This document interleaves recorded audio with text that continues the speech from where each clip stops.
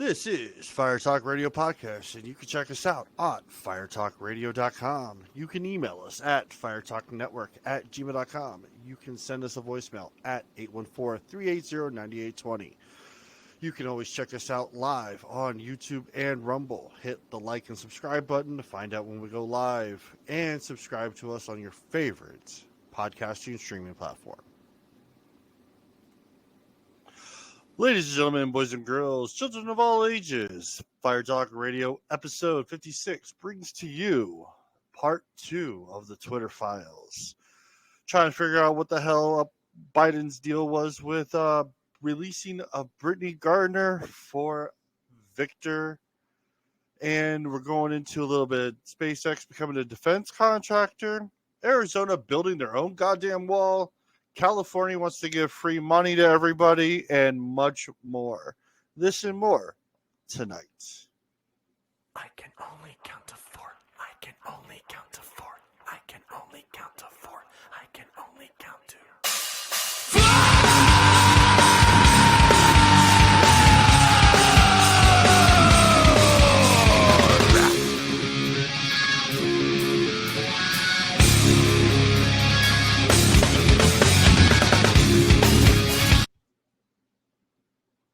Where'd our music go? I don't know. It just stopped on its own. Hey, everyone. Welcome to Fire Talk. I don't know what happened to that music, but that was fantastic. I love our setup. Gotta love it some days. So, yes, this is Fire Talk Radio, episode 56. What a day. Every week we always say, like, don't burn the world down, or we don't say it. We should say it. I hope next week we come in and nothing really major happens.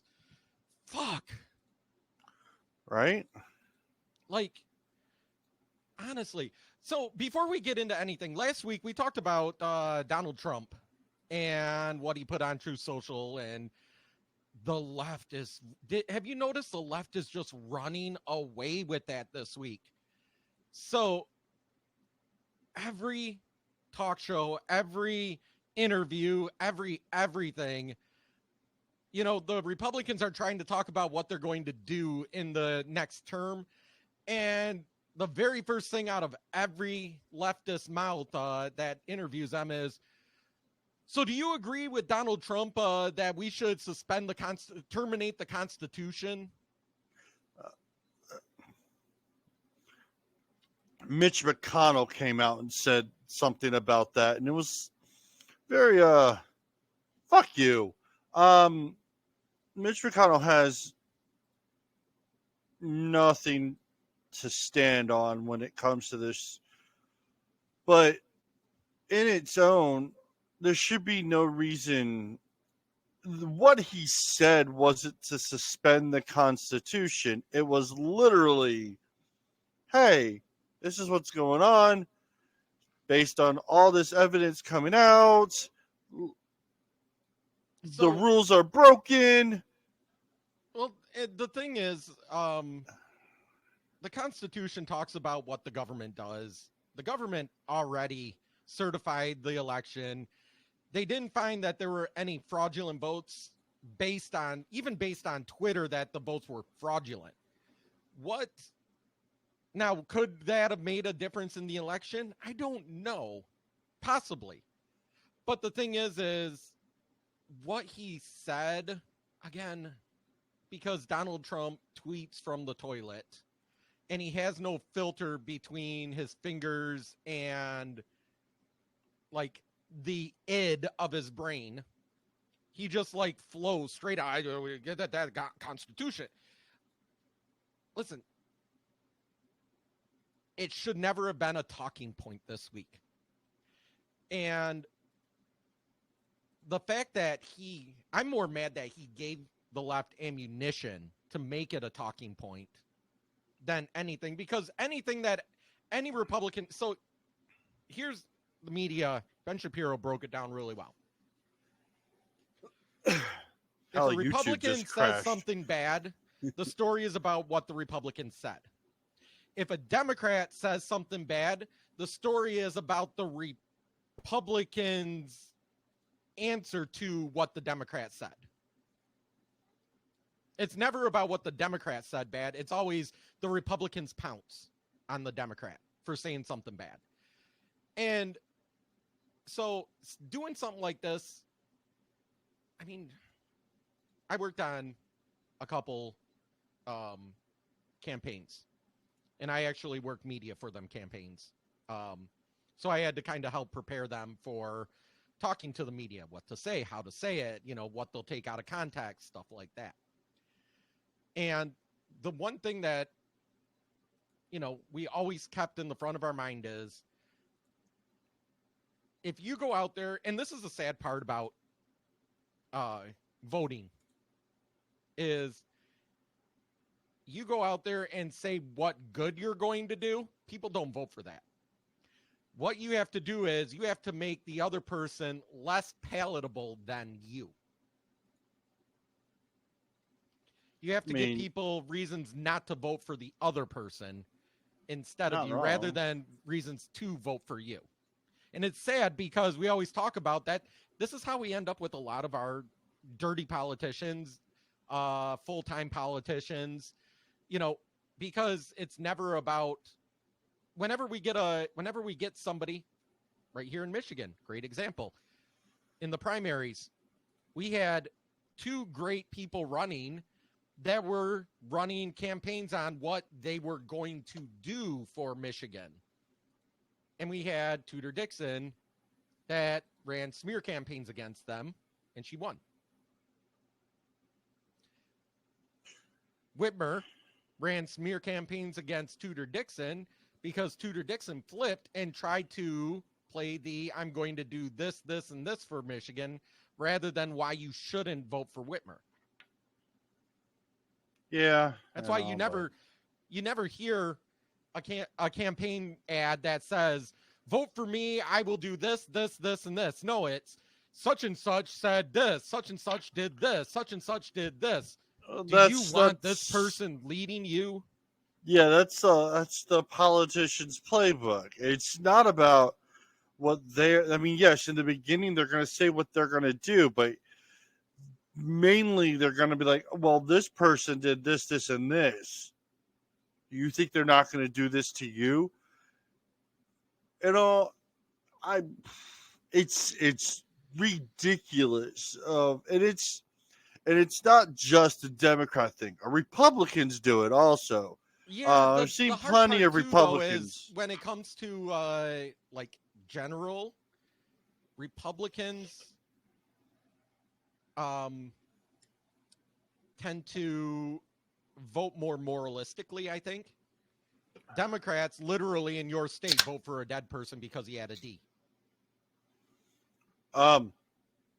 Yeah, because that happened in Pennsylvania. There was a you a local government. I looked it up. Yeah, that was because they couldn't change the ballot because he died within the ballot was created. I'm like, but people knew he died, but we still voted for him because nobody give a shit because there was a Right, exactly.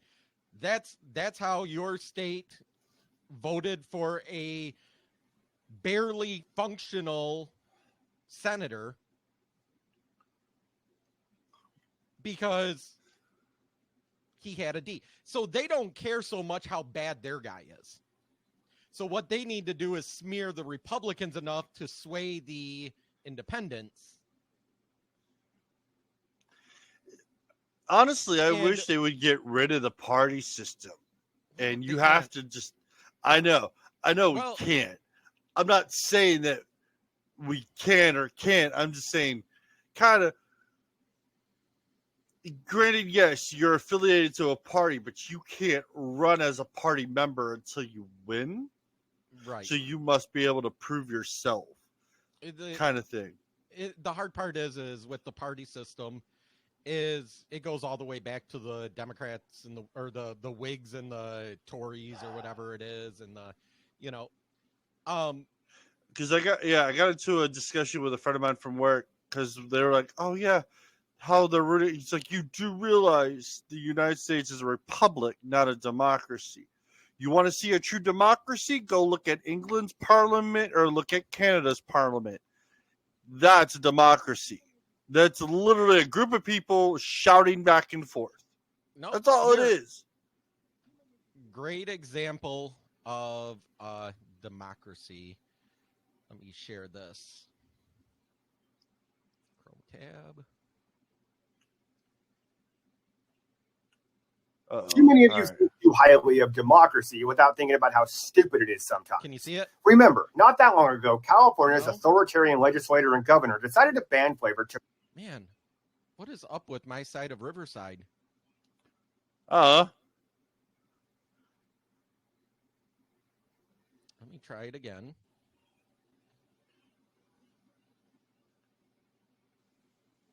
Do we got it now? I just got like 3 dots like it's loading.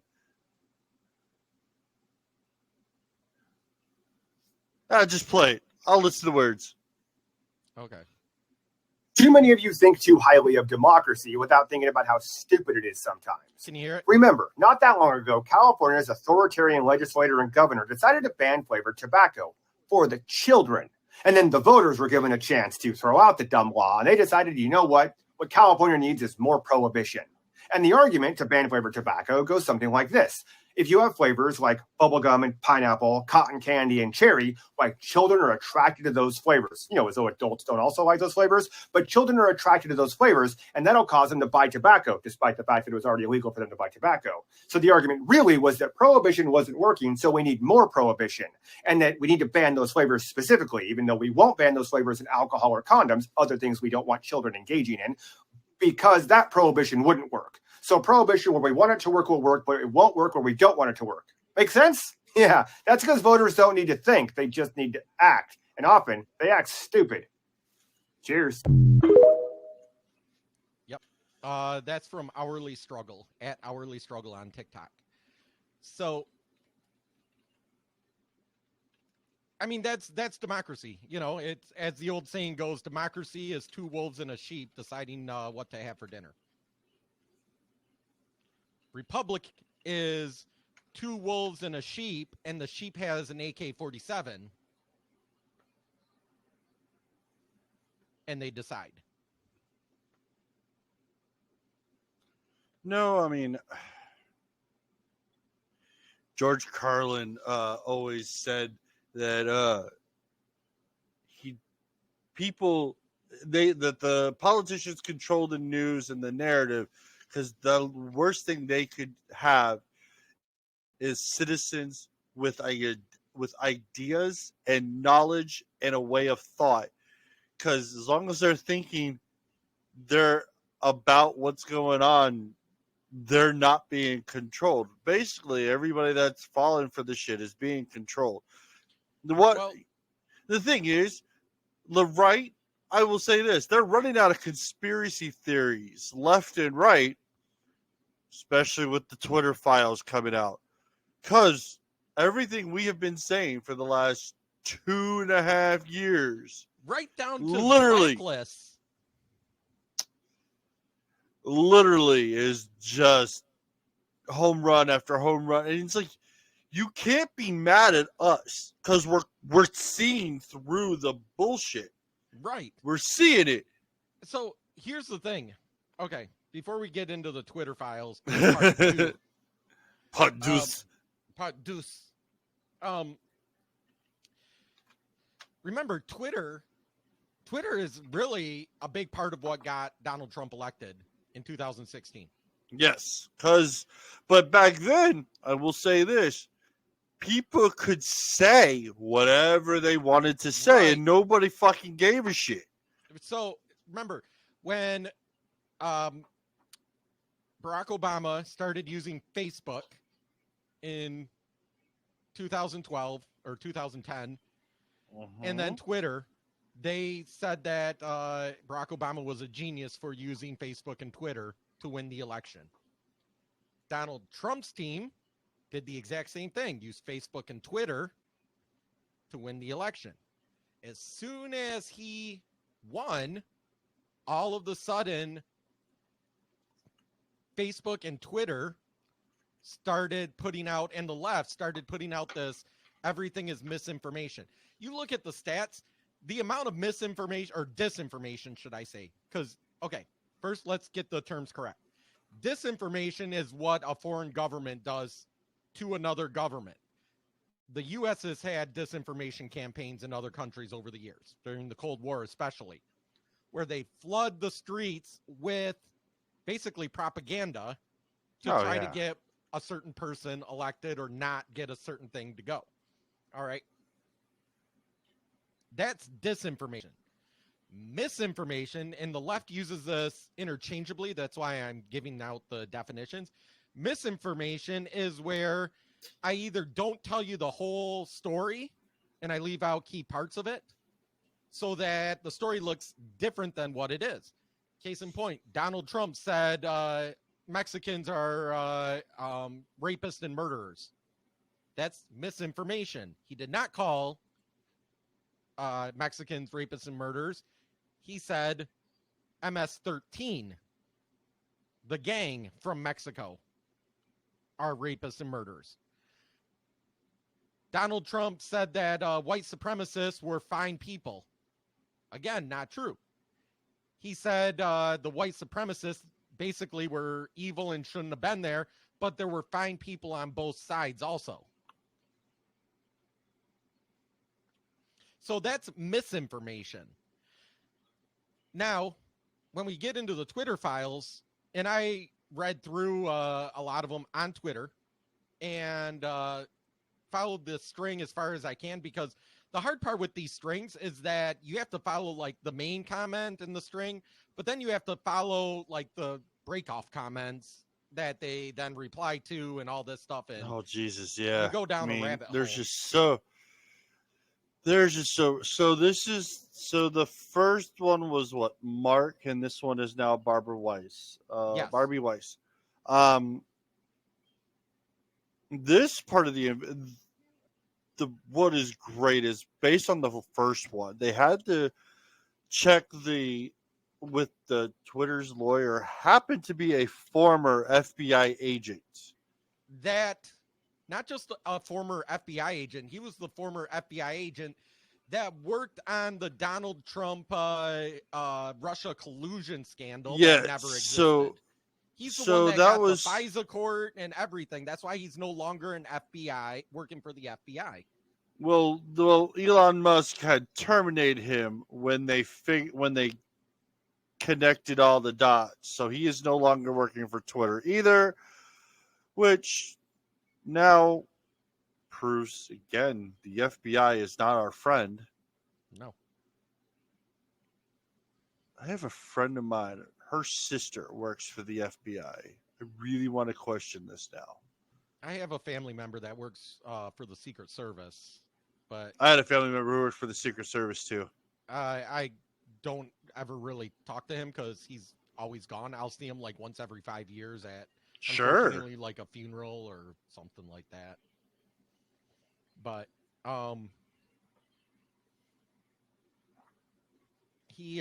but anyway, so the thing is with all of this, we already know from the interview that Mark Zuckerberg gave to Joe Rogan that the FBI told them what, weeks before? To suppress it. To not allow that, to allow the Hunter Biden laptop to move stride. Right. And that they're, quote unquote, intelligence people that evidently all happened to be part of the Biden campaign at the time, said that it was Russian disinformation when they knew within hours that it wasn't. Yeah. Then we get part 2, where you find out afterwards that they banned or shadow banned, as the term is. They built blacklists. They put mechanisms in to make it so that Dan Bongino couldn't be searched in Twitter. That Charlie, you know what? I'm going to play the video. Yeah, We have a video. Great So, video. Breaks this down. Yeah, Fucking fantastic. She does great. Is that showing? Let me see. Yes. Okay. Twitter Files Part 2 officially literally just dropped, and we're about to cover what went on. If you aren't sure what the Twitter Files are or what went on, go check out my original video on it in my feed. Okay, so the Twitter Files Part 2 is being dropped by a journalist by the name of Barry Weiss, who is the founder and editor of a publication called The Free Press. And Elon Musk is sharing it. And basically, the Twitter Files Part 2 is addressing Twitter's secret blacklist because they told many people numerous times that they, in fact, did not blacklist anyone when they actually did. They even said Barry it Weiss on explains Capitol Hill. that a new Twitter Files investigation reveals that teams of Twitter employees built blacklists, prevented disfavored tweets from trending, and actively limited the visibility of entire accounts or even trending topics, all in secret without informing users. She goes on to explain that originally there were no barriers implemented within Twitter. Everyone could share their whatever they wanted to freely and openly. However, barriers were obviously implemented and things kept getting more and more extreme. She then goes on to show various examples and screenshots of literally the back end of how Twitter would basically ban, block, or just suppress the information from certain users. This is a picture from the account of Dr. J. Bhattacharya, and I'm sorry for butchering that name, but he spoke out against lockdowns, and his account was very actively suppressed. You can see in yellow, he was put on the Trends blacklist. Dan Bongino, another conservative talk show host, he had his account basically slapped with a search blacklist. So if anyone wanted to search for him, he wouldn't come up on Twitter. Another conservative influencer by the name of Charlie Kirk, he had basically a thing on it that said, do not amplify. So none of his tweets were reaching the actual amount of followers that he really had. And again, Twitter denied all of these things publicly many times. For instance, in 2018, Twitter's Vijaya Gad, who was then the head of legal policy and trust, she came out and said, quote, "We do not shadow ban." And then they added, "And we certainly don't shadow ban based on political viewpoint or ideology." Previous Twitter employees explained that Twitter would use visibility filtering as a way to suppress what people would see at certain levels. The person went on to say, quote, "We control visibility quite a bit, and we control the amplification of your content quite a bit. And normal people do not know how much we do." The people who decided this was a secret group comprised of a handful of people, which included head of legal, policy, and trust, which is Vijaya Gad, then the global head of trust and safety, whose name was Yoel Roth, and then CEOs Jack Dorsey and Parag Agrawal, along with others. Regardless of your political leanings, this is not cool. Not cool. Love to hear your thoughts. And that is from Megan Makes a, what is that? Comedy. Megan Makes Comedy. So follow her on Twitter. So that's TikTok. Or What? TikTok. Yeah. We're talking about Twitter and TikTok. Oh, my brain is fried. I just came from wrestling practice. My brain is fried. I Oh, have a tournament tomorrow. but now, I mean, one of those on there, number 16, is when they were bringing up libs of TikTok, and we actually did a thing on libs of TikTok. What, last year? Yeah. About Because they've been suspended by Twitter like 5 times, and they have to fight so legally to get back on. correct. So that kind of now fills in the gap of why they had to do what they had to do, just to be able to post. And all. But this takes us back to what you said that George Carlin said, which is the media controls what we see and think. I work for the media. Our editors, our owners, all of them always reminded us when we were, pitching stories, and he definitely reminded me a lot because I'm like the lone conservative of everywhere I worked, that we're the gatekeepers. We tell the people what they need to know. Well, Twitter broke that trend. And that's why Donald Trump won in 2016. Twitter broke that trend. Because remember, the media was trying to suppress everything about Hillary Clinton's emails and all that stuff. Even the stuff that Comey said at the end, the media was trying to suppress it, but they couldn't. They had to follow it up because it was trending on Twitter and Facebook. And it was getting everywhere. It was all over. Another one that makes me think about this. Remember Kyle Rittenhouse? Yep. You could not search Kyle Rittenhouse. Oh, no. You could search variations of it that people figured out to get around it. So, you misspelled Rittenhouse. You left the E off at the end, or, you'd put hashtag Kyle Rottenhouse or Kyle Rotenhouse or Rattenhouse, or, you misspell his name, and then you could find what you were looking for. But you could not find a story on the trial or anything until after he was acquitted when you search his actual name. Oh, yeah. And then people are still and on. Then Adam Schiff he's not happy. God, I really hope he gets indicted. Because God knows like what he did just to get in the position he's in.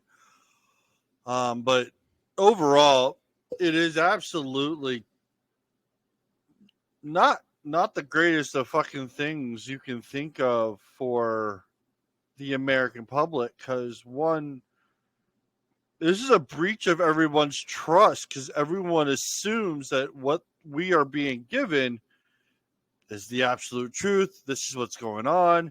And this is why we assume that what the news is giving us is just what they want to give us. But we assume that when you go on social media broke that trend. That anybody could be. That's how you got the term citizen journalist. Most quote unquote citizen journalists. I went to conferences and everything back when Twitter and Facebook were young, talking to people that were citizen journalists, and their platform was Twitter and Facebook. They had a website, sure, but it was Twitter and Facebook, and they were posting videos from their iPhones and from their phones up and putting it up on Twitter so that people could see the raw footage. Than the doctored footage or the edited footage that they would see on, the local news station. And again, for Twitter came out in 2009, I think, a couple years after Facebook. For a few years, almost 10 years, maybe, that's exactly what Twitter was. Facebook was I'm going to connect with friends. Twitter became, I'm going to connect with organizations and trends and find out what's really happening. My newspaper, we had a Twitter account that it was my job to scrape articles from our news and put them on Twitter. And we got a ton of traffic off of Twitter because we reached people that were outside of our normal viewing area. Oh, yeah. And it was my job to figure out what the hashtags were and all that stuff. I hated it. I would never be a social media consultant or anything like that. It's just, it's mind numbing. But, so that's the thing with Twitter and Facebook is, when people say, where do you get your news? Well, it's not uncommon to say, you ask me, where do I get most of my news? Well, I get most of my news from Facebook. But it's not actually coming from Facebook. It's either coming from a news organization that posted on Facebook. So it's really my information is from that news source, but it's delivered to me through Facebook. Yeah. Or I get my news from Twitter, but it's not actually Twitter outside of citizen journalists. It's whatever news organization or person that wrote it. I just got that information disseminated to me. When Twitter starts doing these shadow bans, which essentially that's what they are. They're shadow bans when you try to stop the reach from Dan Bongino, Ben Shapiro, all of these conservatives, but Project not do it. Veritas. Project Veritas, Libs of TikTok. Do you know? So I subscribe to Libs of TikTok. James Gunn. James Gunn is, I know, preparing to sue. Actually, he's already talking and posted he's planning on suing the Biden administration. Yeah. Because there was all those tweets from the last thread that came out because of all the stuff that he was posting on Twitter. They were making sure all his shit got suppressed and or taken down. So he's already believing that, he's going for a class action lawsuit. And that would be fucking amazing because it would teach whoever decided to think that they were above and beyond everything a fucking lesson about, hey, we have a freedom of speech thing in the United States. And that's where the left gets it wrong, because they think, putting conservatives, putting people we don't agree with on TikTok or on Twitter or on Facebook, that's misinformation. That's, and misinformation. No, put everybody on. I don't care if you're a white supremacist. I don't care if you're a black supremacist. Except for Kanye West. No, he can just go. Well, no, he needs to go take a nap somewhere. I don't want to see him go, because I want all of their stuff out there, because that's how you argue with it. And if you don't do that, then you are suppressing free speech. I don't care if you're a private platform. You're a platform. And if you're a platform that said, let's take this into the real world. If you're a restaurant that says, I'm only going to allow white people in, what would happen? Oh, that's just asking for fucking trouble right there. Right. Now, imagine if a private company on the internet said, show me your driver's license and prove that you're white to get in. Isn't that the same thing? But the left wants that when it comes to conservatives. Or let's take it away from there. All right, because the Supreme Court's taken up another thing about gay marriage. All right. Sure. Yep. Imagine you created a platform, social platform, open to everybody, free speech, all of that, but you're not going to allow any homosexuals on there because you don't believe in homosexuality. You believe it's a sin. Wouldn't they have a lawsuit against you for discriminating against them? Yeah. Right. That's not an immutable characteristic. That's not like being white or black. You can't change your skin color unless you're Michael Jackson. That is discriminating against someone's beliefs and someone's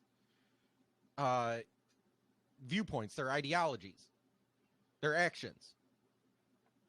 All right. If the left believes that Twitter is okay for doing that to conservatives, wouldn't it be disingenuous to say that it would be wrong if Elon Musk did that to leftists or did that to homosexuals and said, we're not going to allow gays on here? The left would be up in arms because it limits their free speech. Or he said, hey, we're just not, we're going to let you,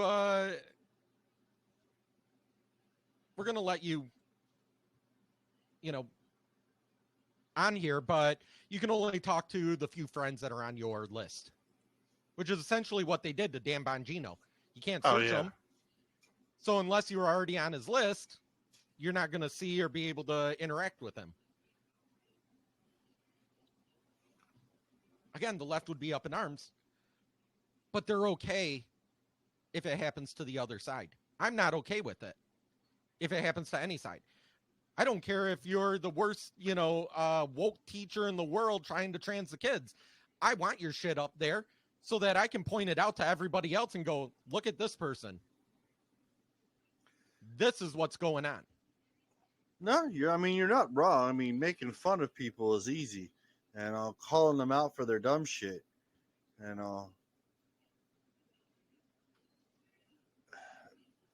I understand. I understand what your concept is. I also understand why why a private entity will have certain guidance. I mean, certain things, yeah. You call for violence against a person? No. You put child pornography up? No. You put, that type of stuff. That's not free speech.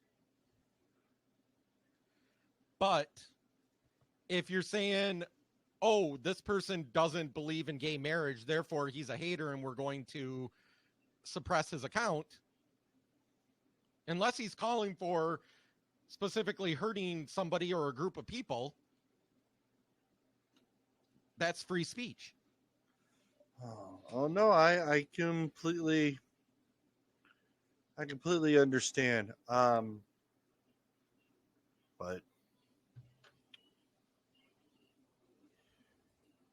best thing about this is that, I mean, they said it best when Elon Musk took over Twitter.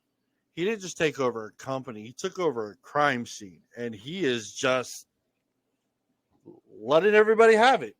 But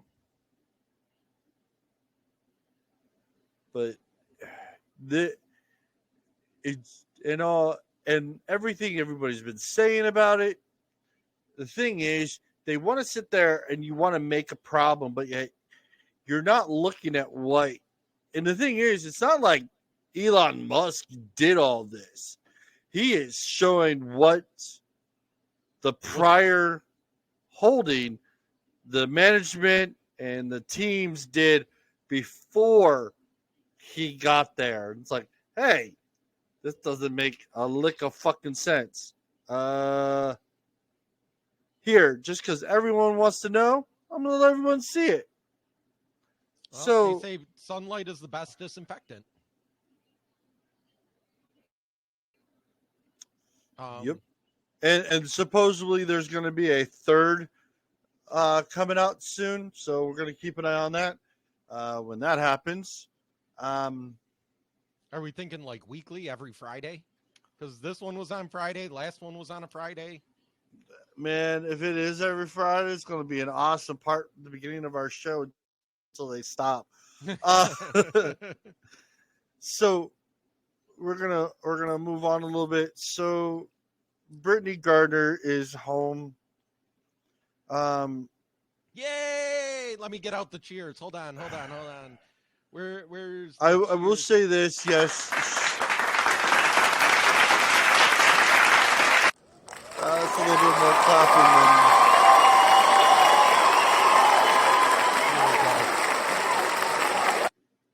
That is a little bit more enthusiasm than I would have given, but okay.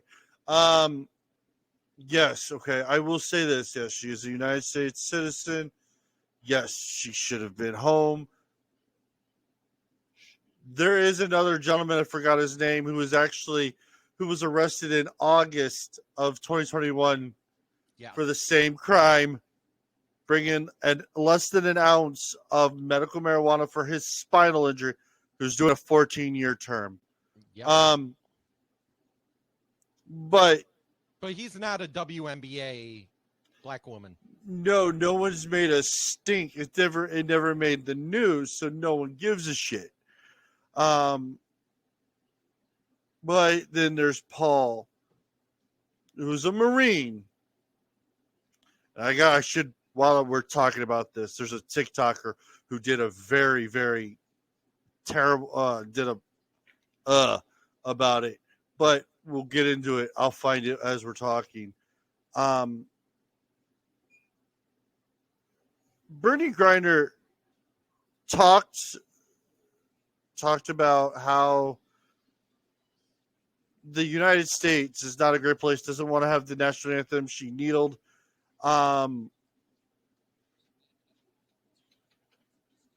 I don't think whatsoever that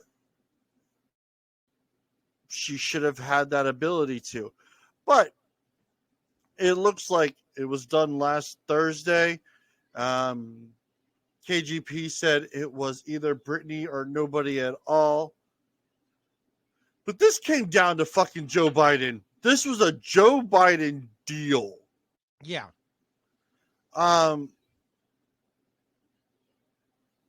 So he had every, I know Trump tried to get Paul back. Unfortunately, it didn't happen. Did he offer him the Merchant of Death? That's the question. Because, listen, the guy that I'm going to Wikipedia this guy. Because there was what movie was based on him? I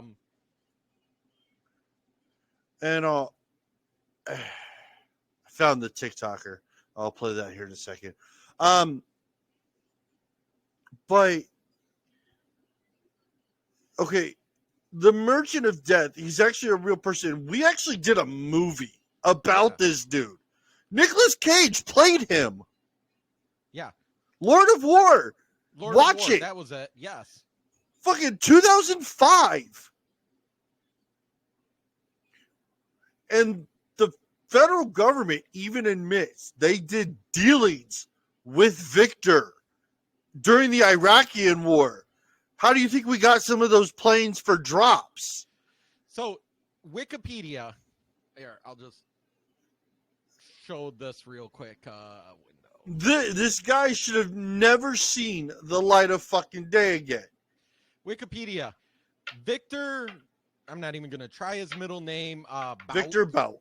Victor Bout is a Russian arms dealer, an entrepreneur, and former Soviet military translator.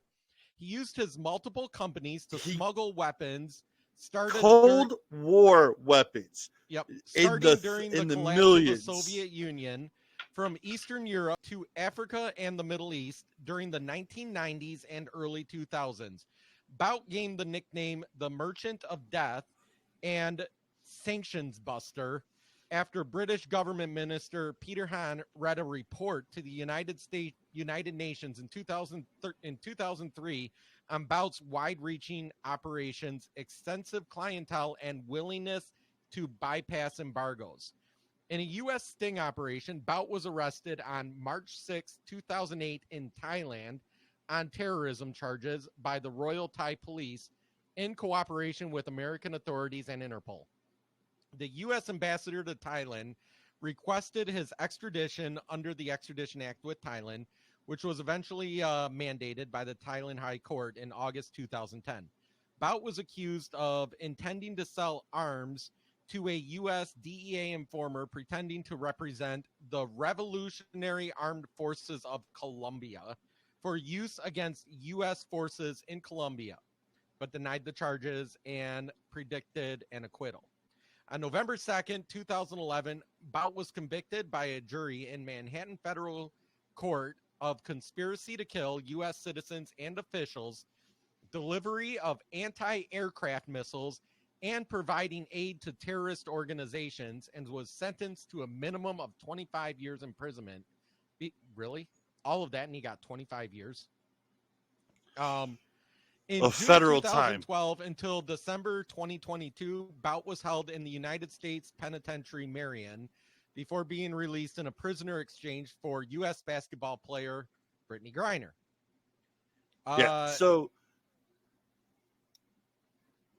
So I'm looking here to see if there's a list of everything that he's done. No. A lot of that got sealed under federal court. So the movie Lord of War almost depicts of what he has done. Stealing ships, subs, aircraft, Cold War weapons. He sold both Al-Qaeda and the Taliban. He's He armed sold almost small all arms of and ammunition Africa. to Afghanistan. He armed most of Afghanistan. Yep. Let's see. But I want you to play something because don't care. I mean, I listen to some people that are on the left because sometimes some of them are pretty. You could actually have a conversation. This one you could have a conversation with, but what this person is saying doesn't make a goddamn lick of sense. Is this the one? Nope, I got it on my screen. Okay, well, let me kick it off. Oh, wrong button.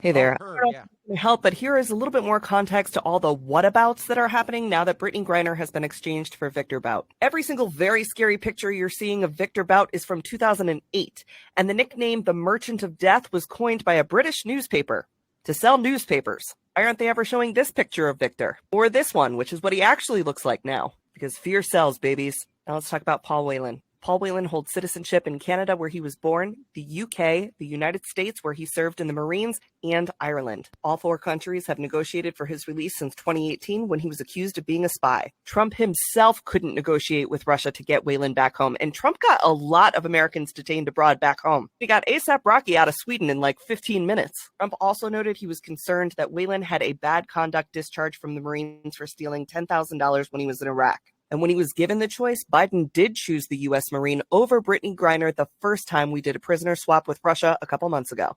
Hey there. I don't know if this is going to help, but here is a little bit more. Okay. I don't. Yes. Okay. So the information that's out there that's being shown, yeah, it's from 2008. But what Victor People has change done, when they're sitting in a jail cell. yeah. But what Victor has done is unimaginable. That's like saying the son of Sam is, just an old guy now. What's it matter what he did back in the 70s? He armed Africa. I mean, a lot of the guerrilla warfare now, they were using most likely machetes and pistols. Now they're armed with fully automatic rifles, tanks, armed vehicles. You can name it, all thanks to Victor. A lot of the supply he got was from Russia after the Cold War was ceased, because they had so much crap to get rid of. He bought it on and pennies. They didn't keep good track of where it was. No. So he had the means to be able to get a hold of that. Oh yeah, he knew where it all was, and just made it vanish and made a hell of a profit for himself. And so it's not like, oh yes, now yes, he's some old guy. Coined Merchant of the Death? Yes, because he sold weapons to anybody and everybody. If you with had the money, he would sell you a jet. I think he did sell jets. I don't know. I think in Lord of War he did. It's been a long time since I saw that. It's a good Lord. And I hate Nicolas Cage, so I probably was cringing through the whole movie. I'm not. I like I can give you a handful of movies I was okay with Nicolas Cage in. Not all of his movies, but I can count them on at least on one hand. But I'm sorry. If you're going to another country and they have laws against something, just because you come from the United States that allows you to have said object doesn't mean you are safe going to that other country. It's the same thing when people, go to other countries and protest or something, and then they get arrested and they go, well, where's the free speech? It's like, well, we have the First Amendment free speech here in the U.S. They don't have that everywhere. Yeah. So if you go to that country and you break the law, I'm sorry to say, you broke the law in another country. So, I mean, backpack. Like I think we talked about this when Griner was first arrested. I backpacked through Europe one summer. I didn't know the laws on tobacco and stuff going from one country to another country, what I could and couldn't take, any of that. I smoked at the time. Every time we went to another country, I threw out the pack of cigarettes, crossed into the other country, went and bought another pack because I didn't know their smoking laws. And then I just kind of followed suit. Are people smoking indoors? Are they smoking outdoors? Are they, in certain areas? Some places I did have to go to certain smoking areas in the city to be able to smoke, So, that's the thing. When you travel to another country, you take precautions for yourself that you don't break their laws. Oh yeah. I didn't even take prescription, some prescription medicines with me because I was afraid. I didn't know what their laws were on it. And, like painkillers and stuff like that. Absolutely. So Peter Ducey's asking KGP about Brittany Griner. Here were our choices. Our choices was Brittany or no one at all. Bringing home one American or no American at all. And they that's gave up a professional athlete. We gave up a prolific arms dealer who was convicted of trying to kill Americans, who was called the Merchant of Death. the professional athlete is also an American citizen. Oh, I'm fucking sorry. Her ass should have stayed in fucking jail. How about no one at all? We either give the Merchant of Death for her or no one at all. Okay, then no one at all. Then the answer is no one at all. I mean, I'm gonna tell you right now, this is backfired. I think a lot of people are like, we sent an arms dealer back. And you know, make terrorist. this even funnier. Let's take it for what it is. He's a terrorist. Sure. So, you know how strict Biden is with guns, right? He wants to take all the guns off the street. Oh, yeah. So we're going to send out the best gun salesman in the world back on the street. Tell me that makes a lick of sense whatsoever. Because that doesn't make sense at all. You want to keep guns off the street, but you're going to send the guy out that has no problem putting guns on your street, can get guns on the street. He will just airdrop them to you. And now with digital currency, man, he can just fucking make his money and not ever have to. Bitcoin was just barely starting when he got arrested. Oh, man, if he learns all that shit, man, he ain't going to get caught again. He won't. They're going to know he's done it, but yet they'll never be able to trace it or prove it. He'll have so much Bitcoin and Ethereum blocked by 20 different proxies, bounced all over the world that they won't know where the hell he is. And the problem, and the best thing is that you got to think about it. He probably still has an armory somewhere of anything he needs to sell. Oh, yeah. Think about it. There's a war, Russia going against Ukraine. And this is speculation. This is my own thought. Think about it. Russia's probably running out of fucking ammo and guns. They are. That's one of their big things right now. He's gonna open up that to Vladimir Putin and said, "Here you go." Yeah. All that Cold War. You give me. That He's gonna be like, and he took. They're like, hey, we need that. We need that back. Victor's going to be like, give me amnesty. Come here. Victor, come here. Hey, we need your guns. We need your bullets. No, the bullets that you took from us, we need them back. Yeah. Vladimir's going to be like, I will give you amnesty on all wrongdoing. You give us our stuff back. Yeah. Done. And the thing is, people are like, oh, he won't do anything. He has been doing this for over 20 some odd years. And yes, he went to jail back in 2000, whatever. What was it, 2005? Well, 2008 is when they caught him in Thailand. 2010 is when they extradited him to the U.S. And then 2012 is when he actually went to the federal prison. Okay. So 10 years in the U.S. So far, I mean, yeah. But all before then, like the 90s and the early 2000s, he has literally just flooded the market with guns. Yeah. You're not going to change the fucking stripes on that tiger. He will fucking just get right back at it. And then if the he's thing not is, literally thrown into a gulag.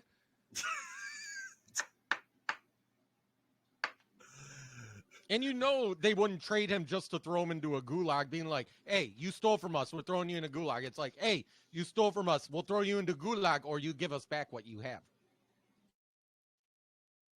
exactly. I mean, and then now I bet you. So and Brittany, don't forget, he still has his connections. Oh, he has his yeah. connections in the Taliban. He has his connections in Al Qaeda. He has his connections in Africa. He has his connections. 10 years is not long enough to lose all them connections. Oh, no. And Brittany is going to be like, basketball is probably going to be behind her because now she's going to be a spokesperson for the Biden administration. And that's why you took less than an ounce of weed on a fucking plane with you. I don't even think she took I think it was a cartridge. It was a THC vape cartridge, yes, but it was still less than an ounce. But it's not the point. Can't have that shit in Russia.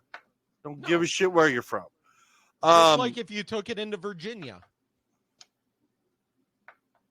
That's why I leave my shit in a bag in my trunk. But with my medical card. But certain states, even with a medical card, you go into there. It doesn't matter. I'm from Michigan. We have really relaxed marijuana laws. If I go into Ohio with it, they're not relaxed. No.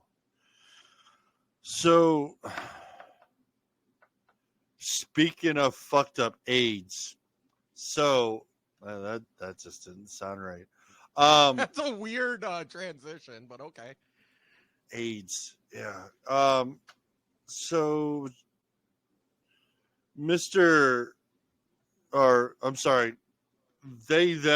Sam Britton, is officially under arrest on a felony warrant for stealing luggage from a airport multiple times. He's in a habit. This dude looks like Matt Damon. It looks like a weird bald Matt Damon. It does. Here, let me pull this up. So Sam Britton, a non-binary nuclear waste official in the Biden administration, is once again facing charges for attempting to steal luggage from an airport. This is from Yahoo News. Yes. Raising doubts about Britain's insistence that the first incident was the result of a mix-up.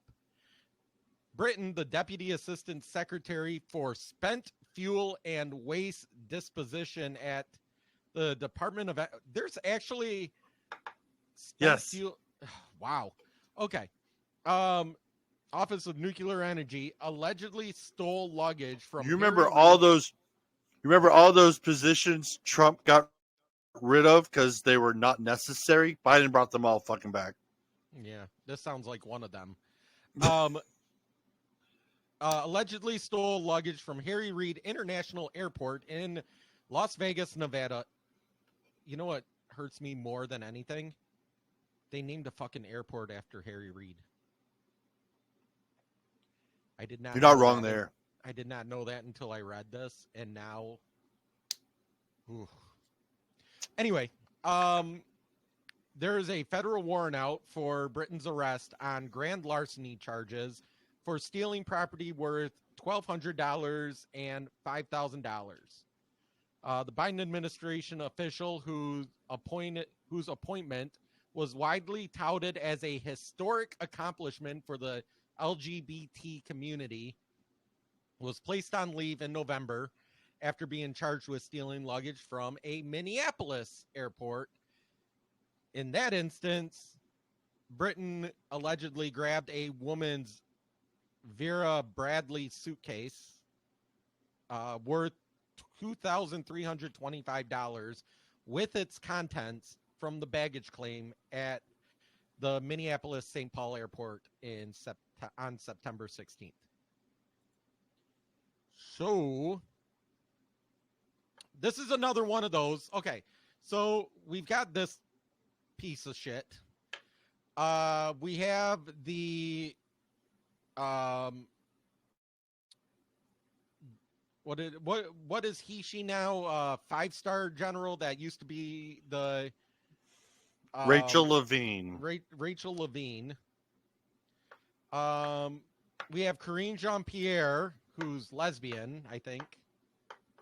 Sure. I think that was her thing, is that she's a black lesbian woman. A French black lesbian woman. French black lesbian woman. I don't know. Like, maybe you should stop hiring people based solely on their grouping or what they say they are. Like, what even is non-binary? He's neither man nor woman. Thought that meant zeros and ones. Well, binary is zeros and ones. Non-binary would mean you're not zero and not one. Yep, but when he dies and archaeologists dig up our bones, they're going to figure out if he's a man or woman. Exactly. Let me ask you, dude, do you have a penis? As they said, I think he tucks it. I think he tucks it in his dresses. As kindergarten cop said, boys have a penis, girls have a vagina. Best line ever. I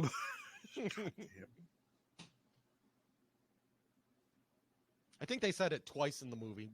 They said it once to Arnold Schwarzenegger and then once to the redhead that was his partner that I don't remember her name. Yeah, so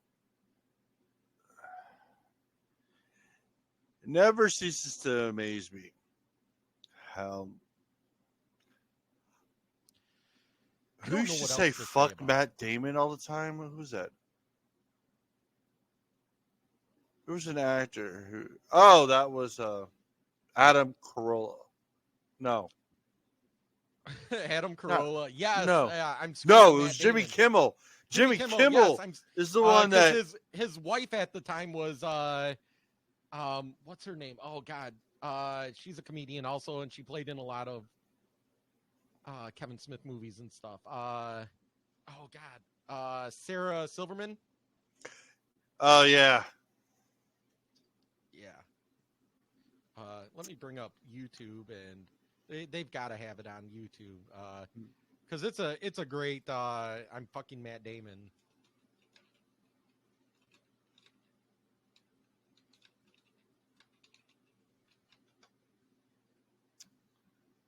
Yeah, Sarah Silverman. This is great. This is like 6 minutes long, so let me get it to the actual video part of. There we go. Okay. So cancel that. Open that up. I have the videos as fucking Matt Damon. Yeah, it's pretty good. It's pretty funny. All right, is it showing? It's up now. All right. Clip.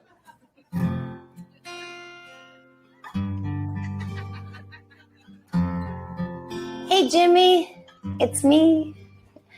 I'm in a hotel. I don't know. I've been on the road so long. I don't even know what city I'm in anymore, to be honest. Anyway, I've been thinking about you a lot, and I've been needing to tell you something. I don't know why I haven't, but it's important. I mean, we've been together for so long, over 5 years, and I still haven't told you, and it's just not right. So here it goes. I'm Matt Damon. She's Matt Damon. I'm sorry, but it's true. I'm Matt Damon. She's Matt Damon. I'm not imagining it's you. I'm Matt Damon. On the bed, on the floor, on a towel by the door, in the tub, in the car, up against the mini bar. I'm Matt Damon. She's Matt Damon. While you're drinking Diet Snapples. I said I'm Matt Damon. She said she's Matt Damon. Hey, Kimmel, how do you like them apples? Get it? It's like because I'm like talking about her breasts. Yeah, it's funny. Hey, Jim, don't take it bad. Remember all the good times we had. Like the time we went fishing and we caught a bunch of fish. Then you puked in the bucket of fish that we caught. Oh, that's terrible. Knock, knock. Who's that knocking at my door? I'm who? I'm Matt Damon. She's Matt Damon. Realize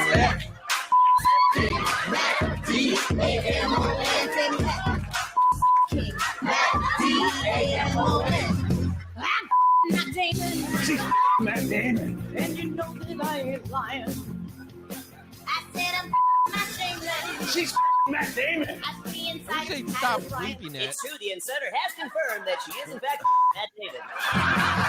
Last week when I was Matt Damon. Flew back and forth like an idiot to do your show and Regis and Kelly's show. She was definitely Matt Damon. When I told you I was Matt Damon, I was Matt Damon. On the bed, on the floor, on the towel by the door, in a tub, in the car, against the mini bar. Man, I forgot about this whole. Damon. Matt Damon. This was back when he was Matt funny. So that's it. I think I was clear. Oh, you did great. Oh, it was okay. Pretty damn good. Anyway, you know, we had a great run, Jim, and I hope there's no hard feelings. I hope we can be friends. I'm friends with all my boyfriends, my old boyfriends, so if anything isn't clear, you need closure of some kind, please call my publicist, Amy B, at BNCPL. So take care. You know what? Stop right there. Jimmy, we're out of time. Sorry. You are so bad. A little bit. Let's put that guitar down and go Matt Damon.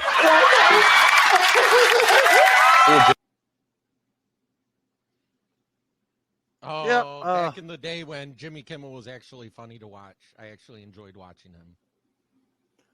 Yeah, no, his political irony is just fucking atrocious sometimes. That was definitely a marriage that you knew was not really gonna last, though. Yeah. Sarah Silverman, what did you expect? No. All right, moving on. So there is a bit of good news for our military people out there. They finally fucking scrapped the goddamn COVID mandate.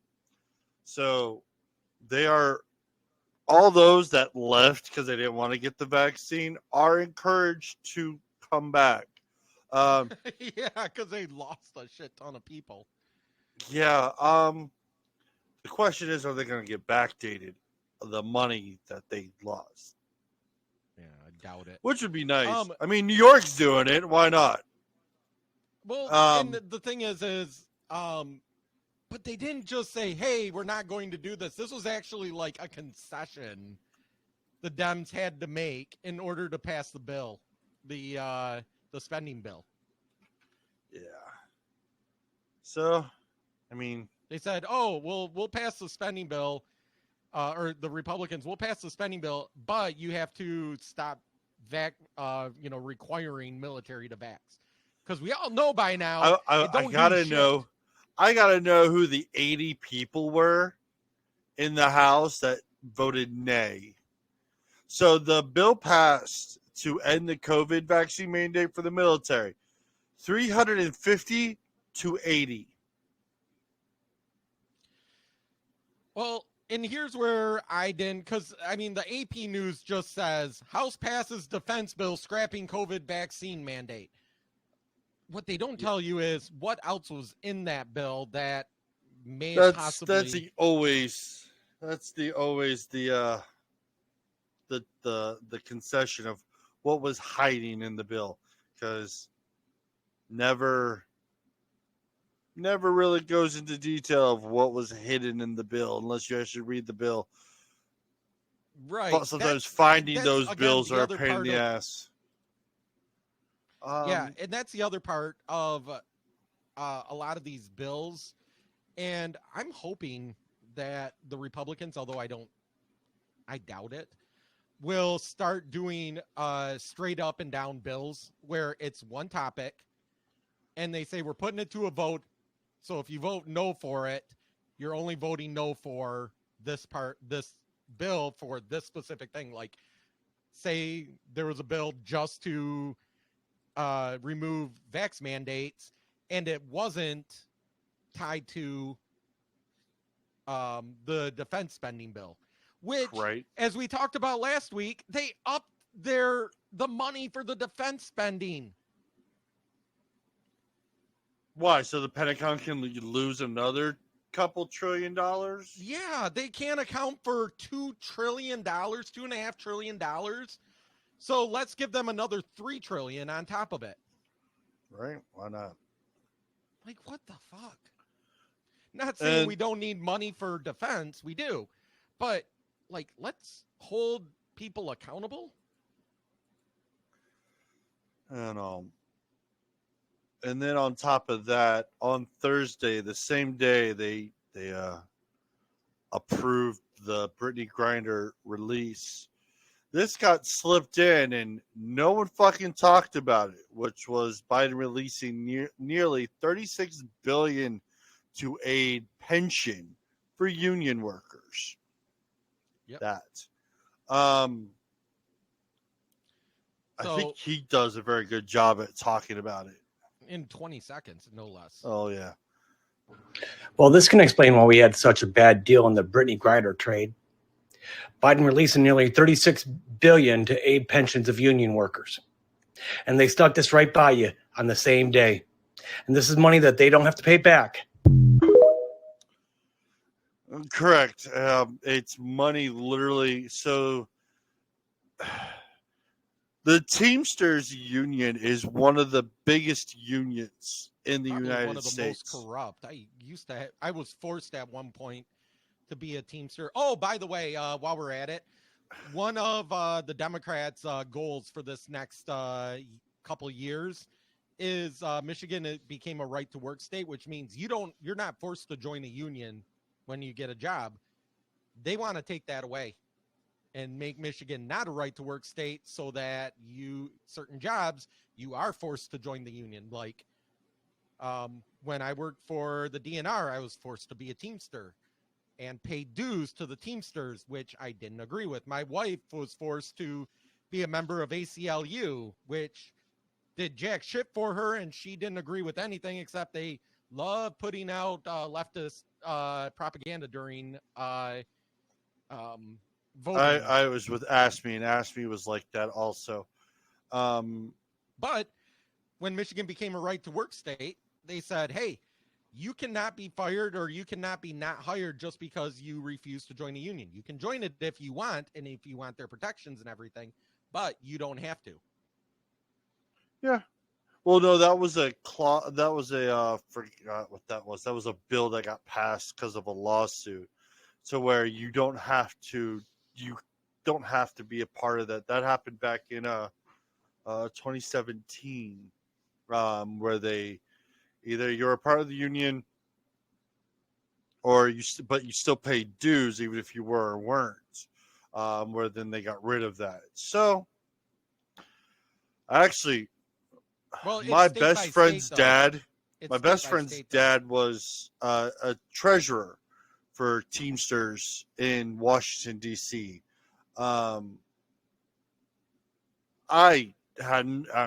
He's as right-winged as worse than anybody that I've ever talked to. He's like all right. So he's like old style Republican. Oh yeah, he is Ronald Reagan Republican. Yeah. Like hardcore. But I mean, I don't know how I can agree. I mean, I understand what it looks like is that the federal government is fulfilling pensions. So when you have a pension, you have to be a part of it for so long, and then you get it at the end. Usually like you're there for say 20 years and you get like a 70 or 80%. But if you're there for 30 years or 40 years or 25 years or whatever, then you're vested at 100%. Yeah. Where I worked at, it was 10 years for vestment. Full vestment was at 20. Yeah. So like I have friends that are teachers because I'm looking into going to be a teacher. Yeah. And the teachers that are there are holding on for another couple years because even though they can retire right now at their age, they're waiting for full vestment to get their full retirement. To get the full, and they got it nice because they got that pension plus they got a 401 retirement. Now a lot of places are getting rid of pensions. Yeah, pensions for just 401s. Yeah. And my mom actually is kicking herself because she had the choice when she worked for the DNR when they switched that she could either do the pension or the 401. Well, she thought, well, I'll just retire at 60 and get my 401. Well, now she's kicking herself because had she stuck with the pension, she would have been retiring at about the same time, but because the pension isn't tied to the stock market and all that, yeah. Yeah. That is the terrible thing. I have no problem with pensions in and of themselves. No, pensions themselves are actually a great thing. Recruiting tool. Yeah. Yes, and all, but if you really think about this, he's trying to get over 350,000 people to retire now. Right. Because he's fulfilling their rest of their pension obligation. How is this any different than a PPP loan? That they don't have to pay back, so yeah. How is it different? Tell me how it's fucking different, please. You know what I noticed when I did the show last week? There's a Q&A now that Spotify has. Tell me in the Q&A. I will see them and we will talk about. Email us, voicemail us. Tell me how this. Yeah. Because the left screamed loud and proud about how people took PPP loans but yet don't want student loans to be forgiven. Tell me how this is any different because you're about to fulfill. And the thing is, there are 350,000 jobs. 350,000. Yeah, well, that's what I'm saying. The other part is but there's no one to fulfill those jobs back in. There's no one going to be there to fill those jobs back in. The other part, too, though, is this is the union that is responsible for these pensions. Yeah. Not the taxpayers. This had nothing to do with government shutting them down or anything like that. This is them making a promise that they could not fulfill.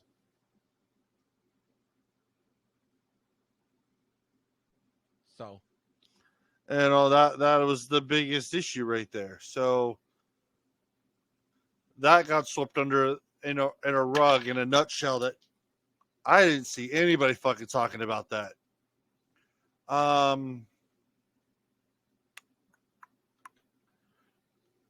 Oh yeah, I saw this. I thought this was fantastic of Arizona. Did you see their version of a wall? I heard about it. I didn't actually see like a picture or anything. Looks like railroad cars. No, yeah, it's tractor trailer shipping containers. Yeah. The shipping containers are literally snaked along the border between Arizona and Mexico. I mean, if the federal government isn't going to put the wall up on the bordering state, you know, and that'd be built pretty quickly too. You know, you build the foundation and you set them on. It looks like they're too high. So a shipping container is usually what, 10, 15 feet high. So that's like 30 feet. Yeah. And you put some razor wire or something on top, you're good to go. You know, I give Arizona a lot of credit for that. That was ingenuity. And the best thing is they probably had all those carts sitting there. Yeah. Why not? Yeah, taking up space. They can't be used anymore. The thing is with a wall is it's never going to stop anybody. Just like the walls of your house are not going to stop somebody from coming in. A door on your house is not going to stop somebody that wants to come in and will come in. What it is it's a deterrent to make it more difficult so that only the most determined make it in. Not millions of people just, you know, wandering across. There was what was it? I was flipping through TikTok, and I guess there's a new trend of people just kicking in doors. Like random house doors? Randomly. Yeah. And that could end badly. I looked at it, I said, I wish a fucker would. My wife goes, what are you going to do if someone breaks in the house? I will strip naked and I will go outside and I will lather myself up in baby oil and I will go. Oh, didn't we have this conversation like a month ago about I'm going to wrestle them naked? Yeah, no, that was because we were talking about the dark side of wrestling and how Andre the Giant didn't like baby oil. And a lot of the new wrestlers that were coming in, Macho Man was the one of them. Always wanted to put baby oil on. I was like, man, let someone fucking come in my house. I have an idea. They will think twice when they see a big, fat, hairy Santa Claus full of baby. You just pour it on your head so it just runs all over. Start rubbing it around your chest. Okay, let's go. We're gonna fuck around and find out. I may not know what I'm doing, but you know what? You're gonna be very uncomfortable during this fight. Oh my God. Oh, so during wrestling today. All right. One of the guys, you know, when you're wrestling, sometimes you go to reach and sometimes your hand doesn't go where a body part is, and you know, it's just nature of the Someone grabbed balls by accident. So I was laughing because he gets up and he's holding it and he's like, he grabbed my balls. I'm like, oh, he went for the old 5-on-2. That is why I never wanted to wrestle. It doesn't happen often. It's by accident. Because I mean, no, I can't imagine somebody just, I'm going to go out and grab his balls. But that would be my biggest worry. Is someone going to go and just fucking just reach out? I mean, because I mean that singlet's very tight, and that brings them fucking exposed. Design. Yeah, it definitely shows off your package. But I always had people ask if I stuffed. Do you stuff in them singlets? I'm like, nope. That just makes your package look 10 times bigger for some reason. Like, I don't know why, but like, I love the way my package looked in them singlets because I don't look that good in a pair of underwear or naked. But you put me in a singlet, my package looks huge. But But no, so I joke around and laughing. And I go, oh, he went for the old 5-on-2. And he looks up and he's like, 5-on-2? And he holds up and I go, yeah, 5 fingers. And he goes, then what's the 2? And I'm like, oh, you'll figure out when they drop. 2 balls. And it took him like a good couple minutes as he's wrestling someone else. And he looked at me and he goes, Coach, did you really just say? And I'm like, yep.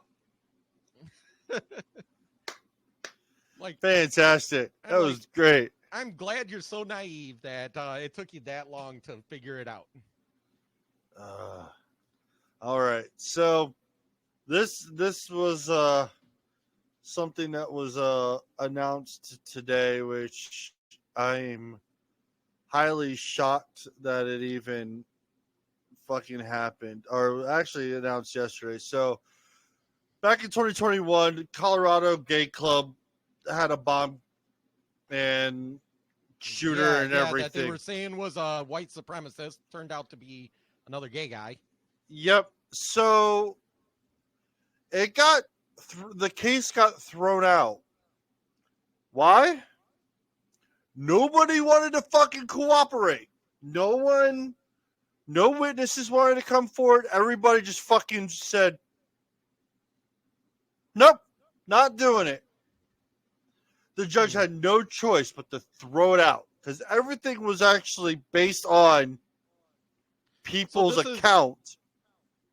So this is again from Yahoo News, but it's actually from the AP through Yahoo News. So Yahoo. So one thing you'll learn whenever they put the AP there, basically what that means is they didn't change anything or rewrite it. They literally just copied and pasted it. They copied the Associated Press. Yep.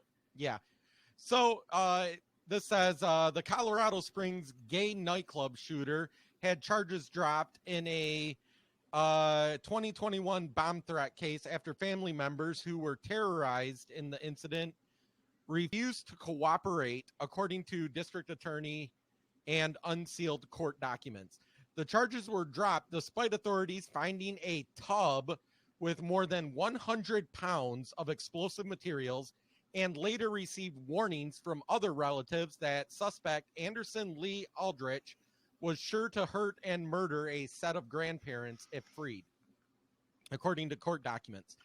In a letter last November to State District Court Judge Robin Chittum, the relatives painted a picture of an isolated, violent person who did not have a job and was given $30,000 that was spent largely on the purchase of 3D printers to make guns. Chittum is the same judge who ruled to unseal the case Thursday. Aldrich tried to reclaim guns seized after the threat, but authorities did not return the weapons. El Paso County District Attorney Michael Allen said, the case includes allegations that Aldrich threatened to kill grandparents in a chilling confrontation during which the suspect described plans to become the next mass killer more than a year before the nightclub attack that killed 5 people. Yeah, so all because people didn't want to fucking cooperate. This guy got to fucking walk. Yeah. All because 10-1, the alphabet soup of the LGBTQ did not want to prosecute their own. Yep. That's exactly what it is. It is. If it was anybody else, the alphabet soup would be going after them. Not trying to downplay it, not trying to hide it, nothing. This it's not hypocrisy. Yeah, I mean, look at it this way. Doesn't matter what his preference in life, whatever. This is a dude that decided to take it in his own perspective to kill 5 people. Yeah. But yet now, because everyone got scared and didn't want to fucking come to terms with it. They didn't want to be the one to call out one of their own. You're going to let this man go free and have the opportunity to do it again. Mm-hmm. Granted, this dude's probably going to be watched for the rest of his life. Aldrich but it's not the point. Is a they them. So So he's not even a when we talk about the alphabet soup, he's not even just that he's gay, he's trans. He uses they, fucking them. give a shit. Was that boobs that he's supposed to have under? No. Man boobs. Whatever. They found and seized handguns, hundreds of rounds of ammunition, body armor, magazines, a gas mask, and a 12-gallon tub with explosive chemicals. My thing is when they said 30 3D printed guns reminds me of that time in New York. They did a few months ago. They're doing a gun buyback, and a guy printed like 100 100 3D printed guns, and walked away with like thousands of dollars because he turned in ghost guns. He made more money than he spent making those guns. Yep. Who got fucking played? I'm sorry. You know, the thing is with 3D printed guns too, unless you put a metal firing pin has metal inside of it, metal firing pin, metal tube, all of that, metal barrel, you really only get one shot before the whole thing. Every video where someone has done that and tried to use all 3D printed, they get one shot and the whole thing like cracks. Yeah, because those gases it's supposed to be meant for one shot, but people are fucking dumb. Well, you want to hear dumb? Okay, so I gotta play this because I found it. Let me pull this up. Give me a second. So rather than playing videos at the end, I'm just gonna pepper them in throughout. Works for me. Okay, you see it? I can see. Oh, good Lord! Just listen and listen. I've seen this one. She's a fucking idiot. Discharges 20 rounds of ammunition per second. No shit. What button I gotta press to make it do that? I own a Glock. I mean, he's absolutely correct. I wish I knew where a button was on my gun that could do that. I have tried to fire that thing as fast as I possibly can. I cannot. I know some people are really good at timing the trigger pull just perfect, so it sounds almost automatic. But even then, you're not getting 20 rounds. Even if you had a magazine that held 20 rounds or 30 rounds, you're not getting that many out in 1 second. A buddy of mine, like years ago, he let me. He got a brand new 22, and we went out to the shooting range, and he let me shoot it. But we were next to a guy who was also shooting his gun, and we timed it. I shot, he shot. I shot, he shot. Well, the game warden was in the area and was like, "Who is shooting an automatic rifle?" And we're like, "No, we just have really fucking good timing." He goes, "Bullshit." So we did it again while he was standing there to watch. He goes, "That sounds like," I was like, "Yeah, but it's two guns." Yeah. It just one shoots than the other, but the echo crack makes it sound. That. So next time I go out shooting, I'm going to try that to see if I can time that with someone else with a pistol and just see if we can get it to time correctly. It wasn't even like we planned it. It was an accident. Literally.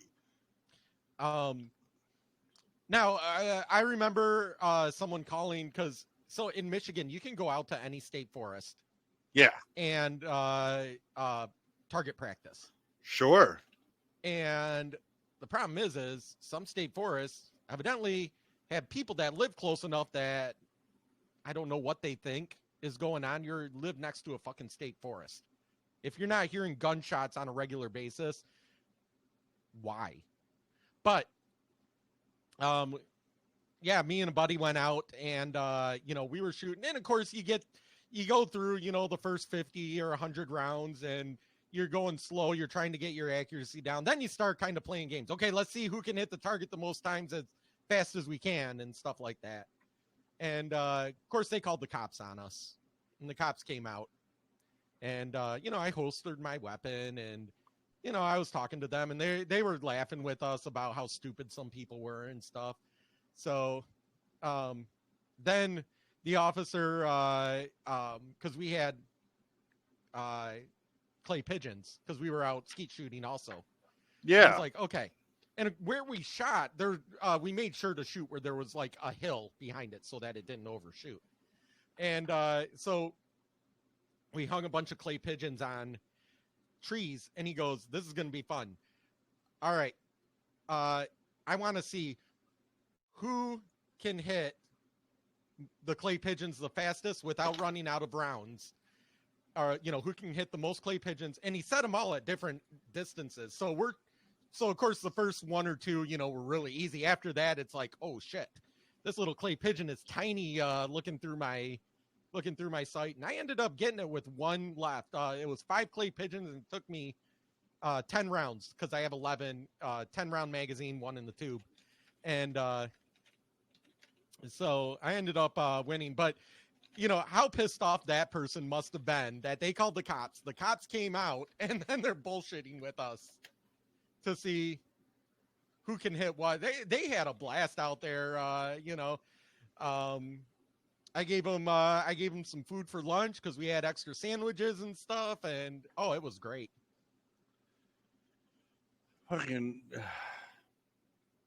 And then, so nobody can ever say it did not go after people that do stupid things. So one of the last few things I wanted to I have one other thing after this I wanted to talk about. So in Florida, a Republican legislator who helped, quote, pass the law that, quote, they say don't say go, which is the parental bill. Yes. He had to resign on Thursday due to the fact that he was indicted for defrauding the federal government coronavirus program. If this is the case, that he actually did defraud and whatnot, then yes, he needs to lose his seat, and he needs to be brought to justice. Yeah. If it's a fishing expedition, then the federal government needs to fucking take the dick out of their ass and move on. The hard part about it right now is you have to think that every time something like this happens. You can't just say, prior administrations, you see something, the federal government is going after this person in a certain state on federal charges. You're going, oh shit, that guy fucked up. Now it's like, did he really fuck up though?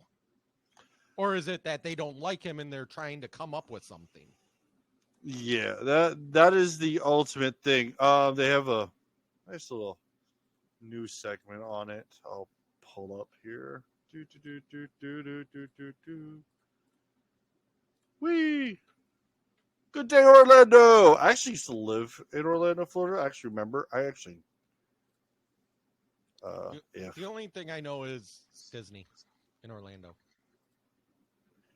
If the sound would, if I remember to turn the sound on, it'd be great.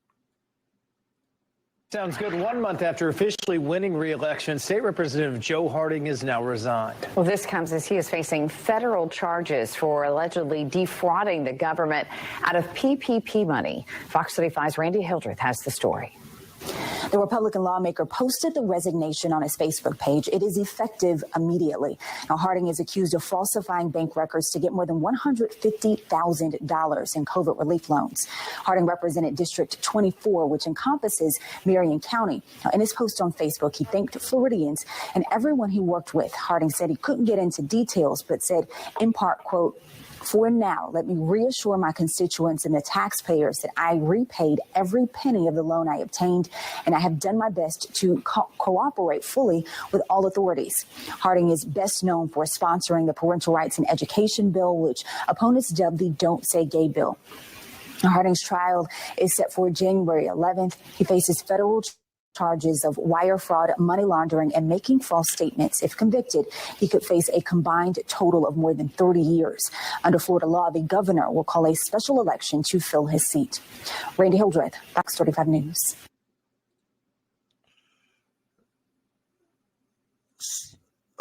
The PPP loans, if you follow the program correctly, is a grant, and you don't have to repay it. If he has repaid the money back, how is that fraud? Right. Well, I mean, that doesn't make a lick of sense. That's him saying he paid it back. But, you know, again, we're taking his word versus the state's word. And the thing is you don't know. Well, no, the federal government works because the money. By state, I mean big S. Yeah. So, yeah. So, and that's the thing right now. And that's so hard for us. You know, people talk about misinformation and disinformation and all this stuff. This administration is such purveyors of misinformation that we don't know what to believe. So it's gonna be it's definitely gonna be something to watch. They said is in June, his trial. So we'll keep an eye out for it. We'll see where it goes from there. The last thing is California just wants to give people fucking money because they can't get nobody to live in their damn state. Yeah. One, they want to do a payment program for trans people in San Francisco. So San Francisco wants to launch a guaranteed income program for transgender people. And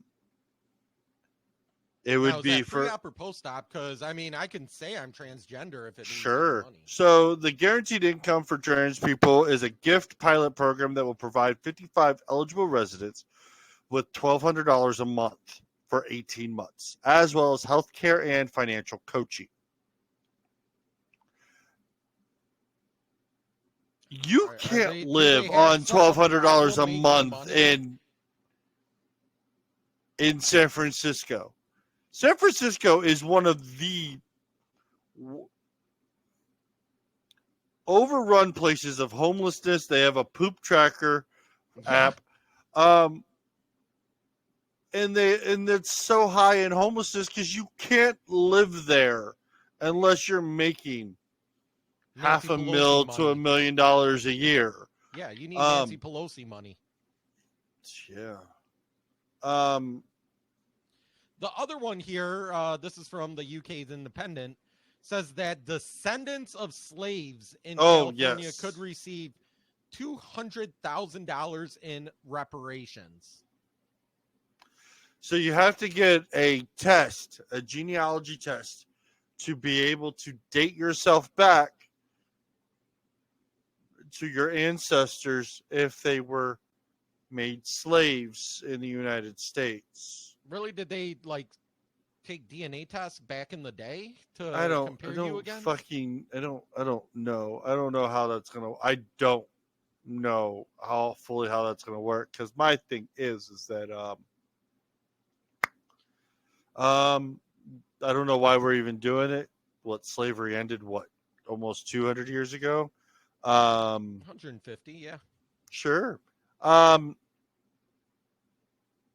We all have to remember slavery is still going on in the world. It's just not here in the United States. My bad. Okay. 140.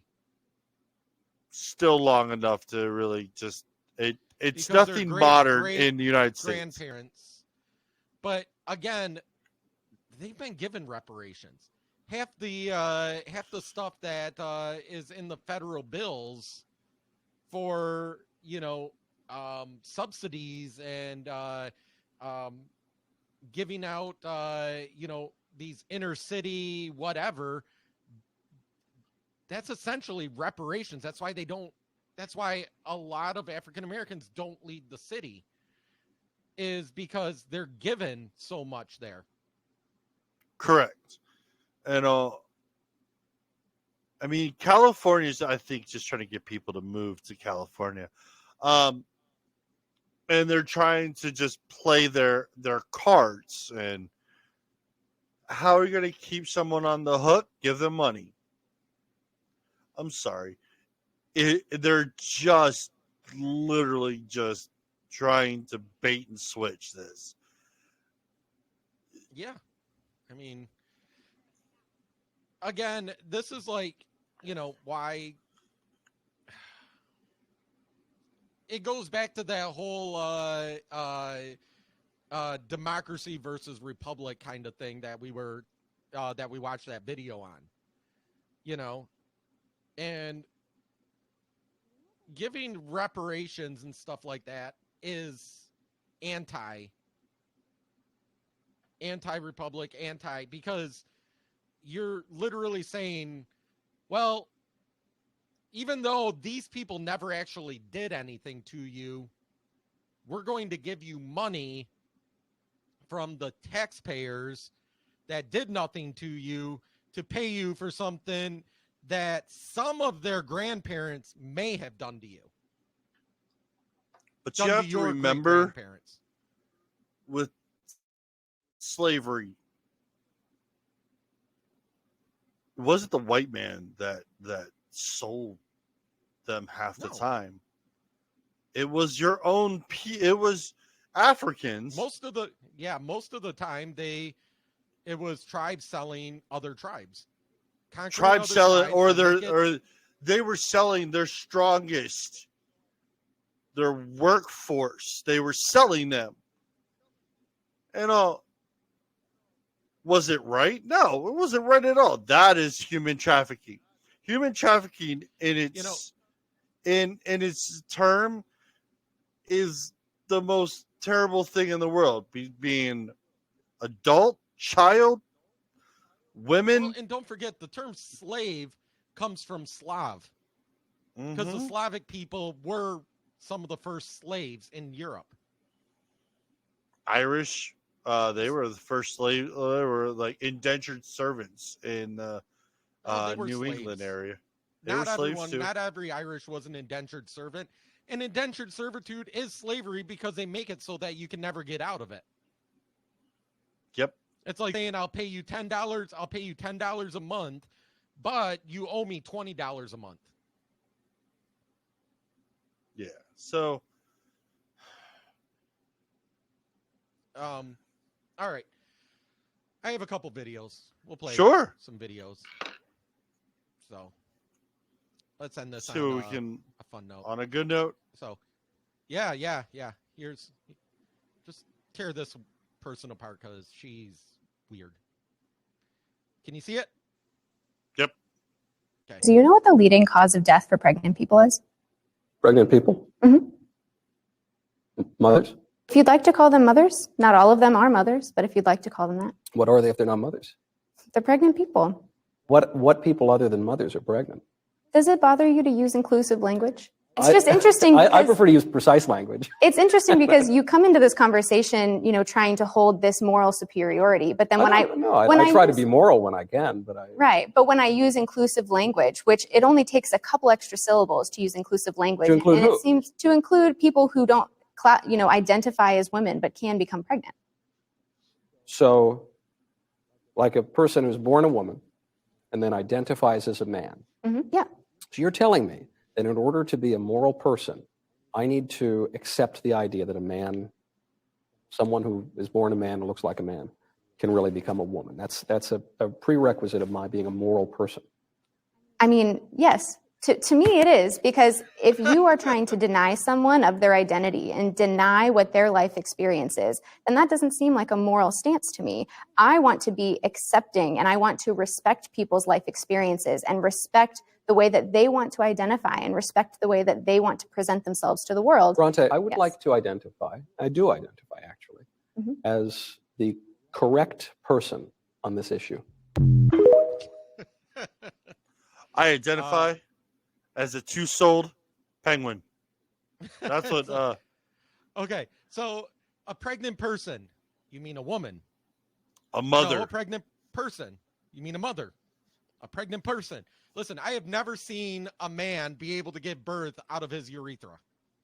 Could you imagine trying to give birth coming out of I don't that think tiny my little balls hole? would handle that. Nowhere in the history of ever has it not been a woman. I don't care what you call yourself. I don't. Nowhere in the history of ever has it not been a woman. Just like people that say, well, there's such thing as intersex. Yes, which means that it's like a woman with like a gonad that didn't dissolve, or a guy that has like an unusable fallopian tube. I've never heard of a person that has both a penis and vagina at the same time. That can shoot sperm and receive sperm and have make a baby. Never in the history of ever. That would be the most unawkward genitals I would ever look. You're trying to imagine. Like, how because that if you would think work, about wouldn't like how women's jeans are, it's like really tight right there. How would that? you would have both a vagina and balls in front of it. Or Nope, maybe that was no.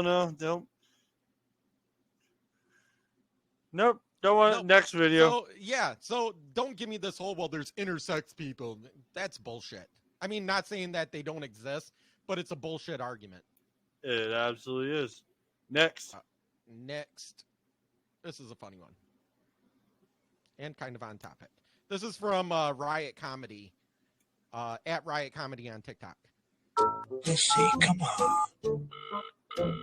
Hello? Hello? Who's this? What? You called me? Kamala? Biden, this is Putin.